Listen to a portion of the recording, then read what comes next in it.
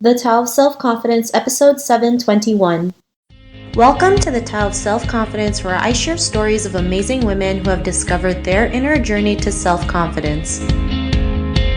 Visit our website at thetaoofselfconfidence.com. Your inner journey to self-confidence awaits.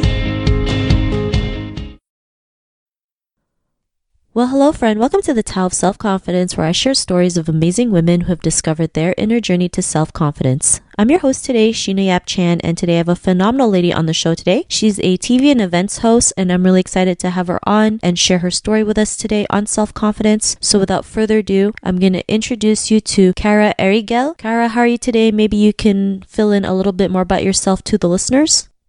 Hi, I'm doing very good. Wow, phenomenal. Such a big word. Hi, Sheena. Well, I'm a TV and events host here in the Philippines, in Manila. I'm a former radio DJ, but I host a show on ABS-CBN called Oh Shopping. It's like an infomercial, but it's longer, and it goes on from 12 midnight to 5 in the morning. I've been doing that for 6 years.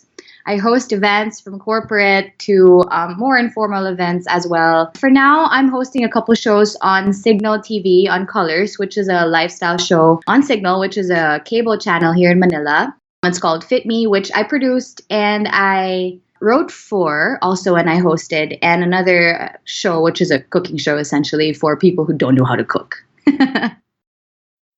Thanks for sharing that. And what would be your favorite self-confidence quote? One that my mom, actually I grew up hearing from my mom, would be to just be yourself unapologetically. Thanks for sharing that great quote. And in your own words, how do you define self-confidence? For me, it took a while for me to actually find that out for myself. I didn't even know how to describe it.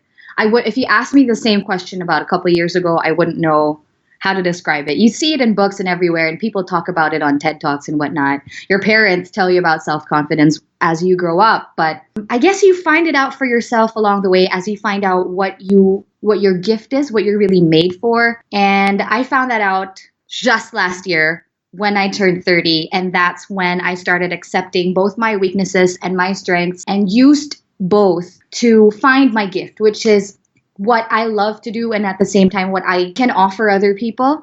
And that's what makes me confident, and that's what self-confidence, I guess, is when you find out what your purpose is and then stick to that. And that's what's going to push you through. And I guess I'm talking about hosting in general when it comes to self-confidence. So there you go. Thanks for sharing that great definition. And what was your life like before your discovery of self-confidence? I guess I was all over the place.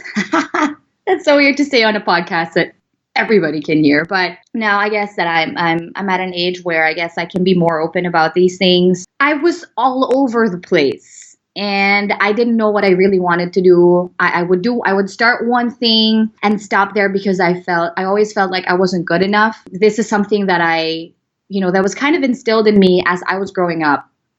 And up until I turned 30, like I said, and I realized that those weaknesses and the mistakes that I made before, none of them actually I regret. And those are the things that turned me into the person that I am today. And yeah, I guess 30, I just keep saying that, but it's done a lot for me, and it's changed me a lot, honestly. I think it's just the timing and the stage in my life. So after making all those mistakes is when I realized who I really am and what I really meant to do.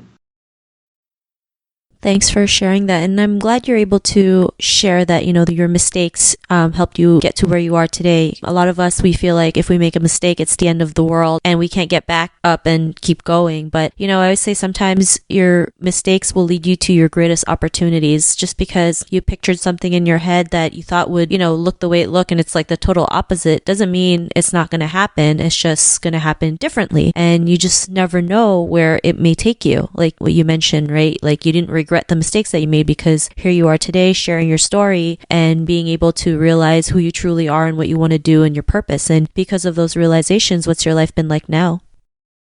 That's so true. Oh my God. Can I share with you like a really short story though? Well, they're probably going to hear this, but so I was working for a company before, and there's let's just say a radio station, okay? And they have a competitor, and somebody else works there, of course. And there's a person there whom they're not like a host from the station that I work for, they weren't really in good terms. But that guy doesn't work for the station anymore. This was for a different platform. But it was, to me at the time, it was going to open opportunities if I guessed it on his show. So I did. And I almost lost my other job because of that. Fast forward to 3 years after, I quit that job in the station. But I love everybody there. Like, I'm good with everybody. I learned so much from that job as well. But the producing and the writing and the 2 other TV shows that I'm doing right now, I'm able to do because I met a director from that show that I did that almost cost me my job at the time.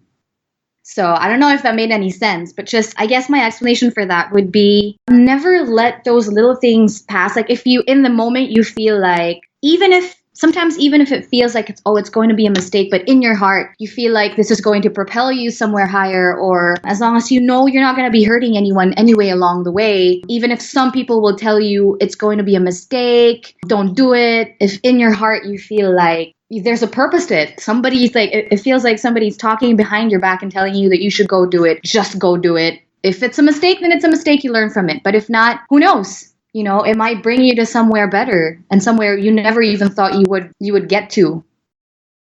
Thanks for sharing that story. And yeah, you know, you never know what happens when you just take that leap of faith. And, you know, sometimes it's scary because we've been so programmed to like expect things, right? Or, you know, be afraid of the unknown. But sometimes embracing the unknown is great because like there's so much opportunity out there you don't even know, right? Because we're so focused on what if I fail, what if I suck, what if this happens, what if that happens. But you know, and we just realize like what other opportunities can come our way if we just take that next step. You never know what might happen, like what you did. Even though at that time maybe you might have thought it was a mistake, it led you to where you are today, producing shows, being a TV host, but you wouldn't have gotten that if you just didn't take that leap of faith. So, you know, I think that's a great story to share because a lot of us, you know, are afraid of taking that leap of faith, right? Because of society and family, you know, telling us maybe we're not good enough, or let's just play it safe, you know, have that security. And, you know, nothing's really ever secure. But, you know, when you can learn to embrace what's out there and, you know, just with no expectations, it's just, you know, life can be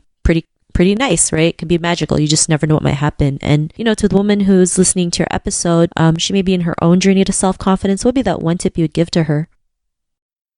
Just be super unapologetic. Accept your weaknesses and use them as your strength.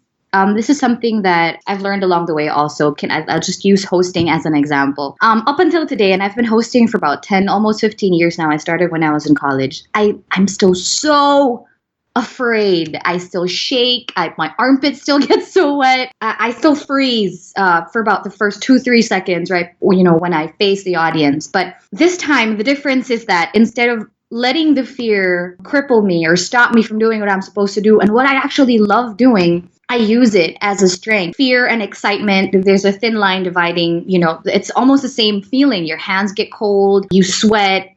So just, it's a different it's just changing how you see it and how you're going to use it. So I use my fear and change it to excitement and change it to energy. And I guess that's how you should apply fear all throughout your journey with finding yourself and your self-confidence as well, is that learn to use fear instead of seeing fear as an enemy, see it as your friend. Use it as your best friend, you know, all throughout finding your self-confidence.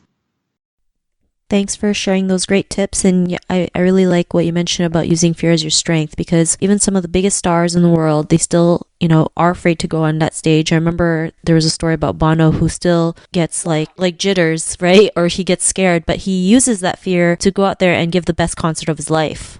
And if we see it that way, like we're just invincible, right? We can just go out there and do whatever, regardless of what will happen. So thanks for sharing that. And if our listeners wanted to get to know a little bit more about you and what you do and check out some of your work, is there any links or social media profiles we can connect with?